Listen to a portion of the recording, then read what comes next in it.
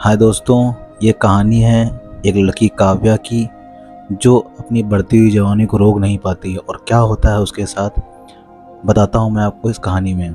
अगर आप कहानी पे नए हो तो चैनल को लाइक, सब्सक्राइब और शेयर करना बिल्कुल मत भूलना।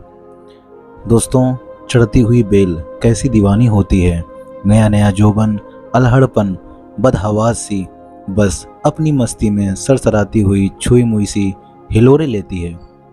जिसका सहारा मिल गया उसी से लिपट जाती है। ऐसा ही तो काव्या के साथ हो रहा था। अभी अभी जवानी की दहलीज पर कदम रखा था, मानो एक नशा सा चढ़ने लगा था, एक खुमारी सी। आईने में खुद को कई कई बार देखना, उभरते अंगों को देखकर मुस्कुराना और अकेले में उभारों को हल्के से छूना और मस्त हो जाना। नहीं संभाल पा रही थी वह अपनी भावनाओं को। अब तो बस वह समा जाना चाहती थी किसी की मजबूत बाहों में, जहां उसके हर अंग पर पा सके वह किसी का चुंबन और संभोग की गहराई का मजा ले सके। काव्या, यह क्या तू हर समय आईने के सामने खड़ी रहती है? स्कूल नहीं जाना है क्या? इम्तिहान सर पर है। अचानक करुणा की आवाज से काव्या चौंक गई।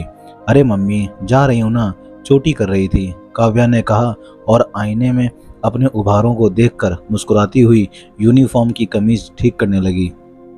चल जल्दी कर, तेरी फ्रेंड बुला रही है, करुणा ने लंच बॉक्स उसके स्कूल बैग में रखते हुए कहा। Okay bye mummy, love you, Karuna को गाल पर किस करते हुए काव्या ने कहा और बैग उठाकर बाहर भाग गई। यह लड़की भी ना घोड़े पर सवार रहती है, करुणा बोली और काम में लग गई। वाह यार, आज तो तू झकास लग रही है, फेशियल किया है क्या?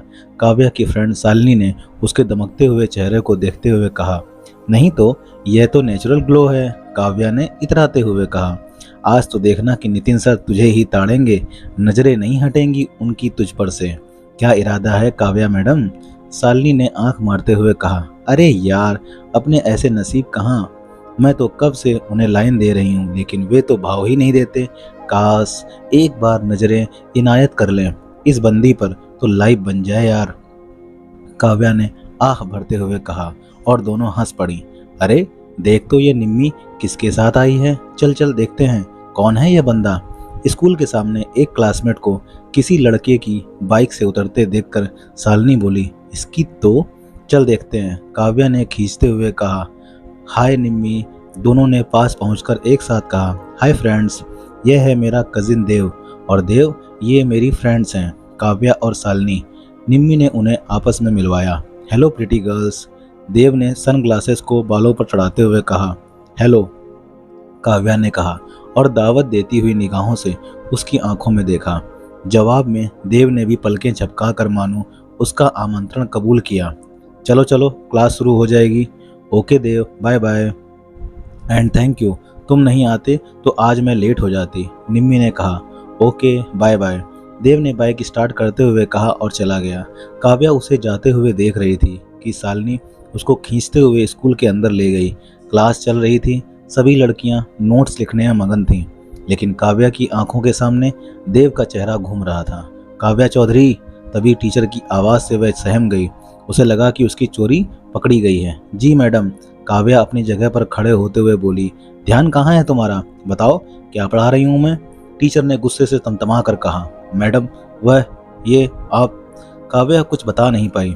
चुप रहो, मुझे पता है कि तुम्हारा ध्यान नहीं था, एग्जाम टाइम में यह हाल है, बैठो और अब फोकस करो, टीचर ने हिदायत दी। जी मैडम, कहकर काव्या बैठ गई। अगला पीरियड नितिन सर का था। वे बिजनेस एडमिनिस्ट्रेशन पढ़ाते थे। काव्या अब उनके आने का बेसब्री से इंतजार करने लगी। काव्या, नितिन सर आने वाले हैं, शालिनी ने चुटकी ली। हाँ यार, मुझे पता है, बालों को झटकते हुए काव्या बोली। Good morning girls. Nitin sir की आवाज़ सुनते ही काव्या के कानों में सीटियां बजने लगीं।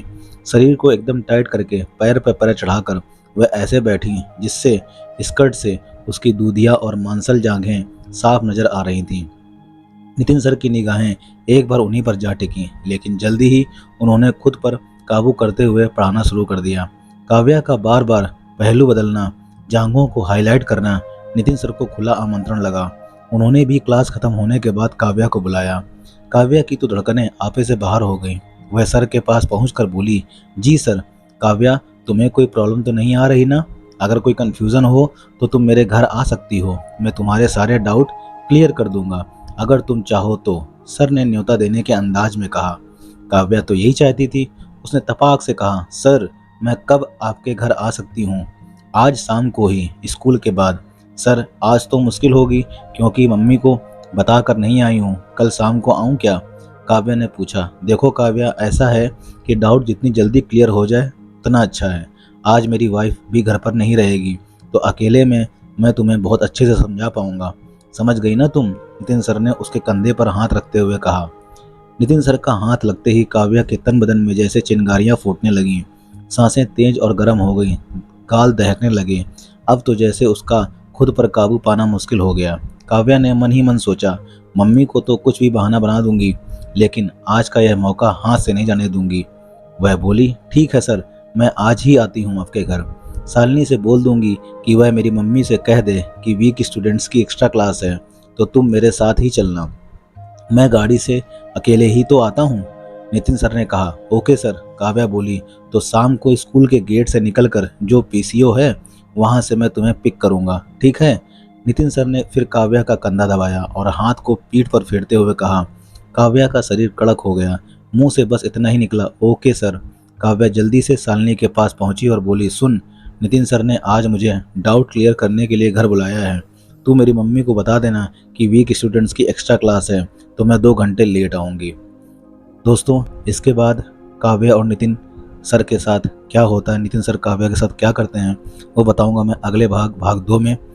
अगर आपको ये कहानी पसंद आई है तो कमेंट में भाग 2 लिखिएगा। मैं जल्दी जल्दी भाग 2 आपको डाल के बताऊंगा कि आगे क्या होता है। दोस्तों, का चैनल पर नए हो तो लाइक सब्सक्राइब शेयर जरूर कर लेना और बेल आइकन को प्रेस कर देना। ठीक है दोस्तों, मिलते हैं अगले पार्ट में। तब तक के लिए जय हिंद, जय भारत।